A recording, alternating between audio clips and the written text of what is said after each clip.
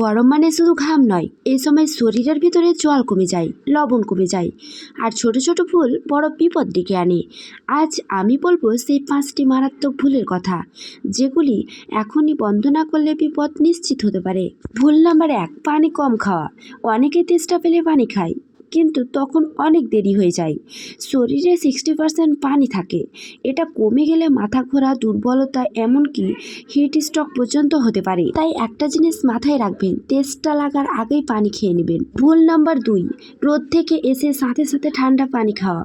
গরমে বাইরে থেকে এসে অনেকেই ফ্রিজের বরফে ঠান্ডা পানি খেয়ে ফেলে। এটা শরীরের জন্য শক এর মতো কাজ করে। এর ফলে অনেকেরই গলা ব্যথা, মাথা ঘোরা, হজমের সমস্যা হয়। তাই 5 মিনিট অপেক্ষা করে ফার্স্ট স্বাভাবিক হয়ে যান, তারপরেই পানি পান করুন। ভুল নাম্বার 3, লবণ বা ওআরএস না খাওয়া। ঘামের সাথে শুধু পানি না, লবণ বেরিয়ে যায়।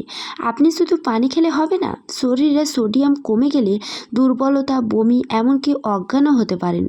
তাই 1 গ্লাস পানিতে 1 চিমটি লবণ শরীর বাঁচাতে পারে। ভুল নাম্বার 4, খালি পেটে রোদে বের হওয়া। খালি পেটে গরমে বের হওয়া মানে নিজের শরীরকে ঝুঁকির মধ্যে ফেলা। শরীরে এনার্জি না থাকলে আপনি খুব দ্রুত দুর্বল হয়ে পড়বেন।